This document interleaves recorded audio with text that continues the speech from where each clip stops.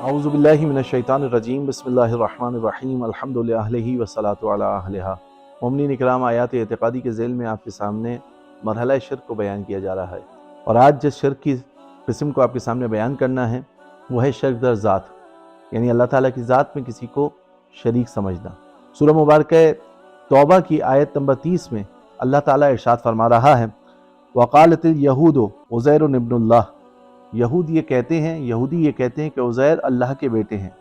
وقالت النصارى المسیح ابن اللہ، اور نصارہ یہ کہتے ہیں، عیسائی یہ کہتے ہیں کہ حضرت مسیح، حضرت عیسیٰ علیہ السلام اللہ کے بیٹے ہیں۔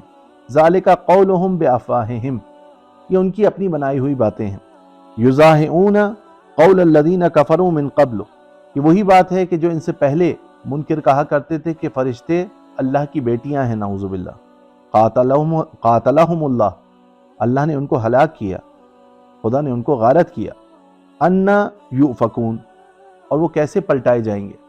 بس اس جانب توجہ رہے کہ اللہ کی ذات میں، اللہ کی صفات میں، اللہ کے افعال میں اور اللہ کی عبادت میں کسی کو شریک قرار دینا خداوند متعال کو سخت ناپسند ہے۔ عیسائی رسالت مآب صلی اللہ علیہ وآلہ وسلم کے پاس آئے، اور آنے کے بعد انہوں نے مطالبہ کیا تاکہ عیسیٰ کے کیونکہ والد نہیں ہے حضرت عیسیٰ علیہ السلام کے، لہٰذا ان کو ابن اللہ مانا جائے۔ جب یہ مطالبہ رسالت مآب صلی اللہ علیہ وآلہ وسلم سے کیا گیا تو اللہ نے اس کا جواب قرآن مجید میں دیا، ان مثل عیسیٰ عند اللہ کا مثل آدم، عیسیٰ کی مثال تو اللہ کے نزدیک حضرت آدم علیہ السلام جیسی ہے۔ خلقہ من تراب، ان کو بھی مٹی سے خلق کیا گیا ہے۔ ثم قال لہ کن فیکون، اور اللہ نے کہا ہو جا، پس وہ ہو گئے۔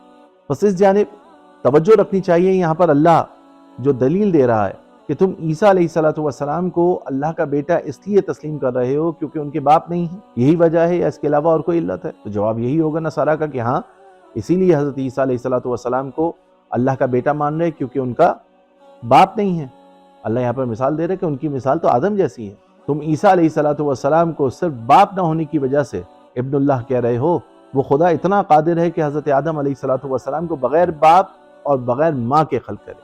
بس یہ ایک بہترین دلیل تھی جو نصارہ کو دی گئی، اور یہاں پر پروردگار عالم نے یہ بات بیان کی کہ چاہے وہ یہودی ہوں یا نصرانی ہوں، جو تہمت خداوند متعال پر لگا رہے ہیں کہ عزیر علیہ السلام اور عیسیٰ علیہ السلام اللہ کے بیٹے ہیں، یہ ان کی اپنی بنائی ہوئی باتیں ہیں۔ دعا کرتے ہیں پروردگار عالم کی بارگاہ میں، پروردگار عالم ہمیں توحید کے مراتب کو اور اقسام کو سمجھنے کی توفیق عنایت فرمائے اور شرک سے ہمیشہ دور فرمائے۔ والسلام علیکم ورحمۃ اللہ وبرکاتہ۔